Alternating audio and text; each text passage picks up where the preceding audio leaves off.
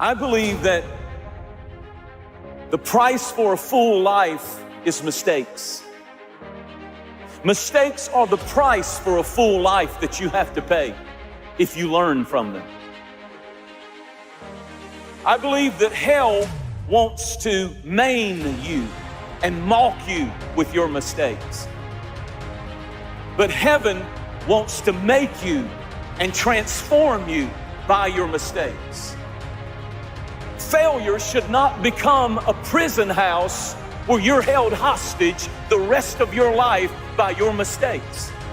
That's not God's voice. That's not God's will. That's not God's plan for you. The enemy wants us to think that our failure is final, because I've seen us go through things where the enemy tried to take us out by a failure or a mistake or a terrible choice.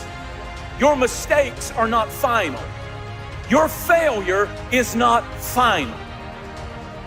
Rejoice not over me, O my enemies, for when I fall, I will rise again. When I sit in darkness, the light will come. I want somebody to hear me clearly.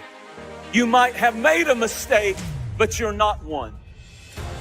You might have failed, but you're not a failure. You might be down, but down is not your destiny. There is a resurrection coming to your dream, to your life, to your call, to your purpose. You might have fallen and you might have failed and you might have made a mistake, but you are not a mistake. And God will never define you by the worst mistake and choice you made in life. Critics will, attackers will, haters will, people will, but God will never define you by your worst mistake.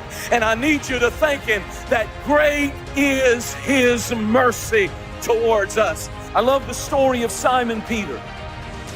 I love the fact that God loved him after he messed up.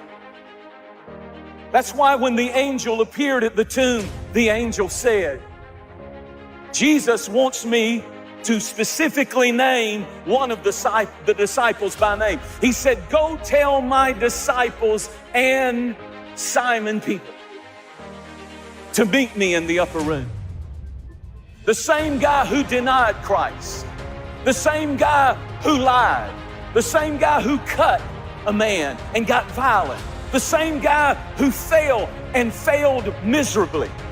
He said, you tell my disciples and you tell Peter. He named him specifically, I believe, because he wanted his critics to hear, I do believe in my good disciples, but I also still believe in my fallen disciples. And I'm here to preach to some people who've messed up and the enemy's told you your call is over, you're blessed, your dream is shredded, you don't have any hope, you don't have any future.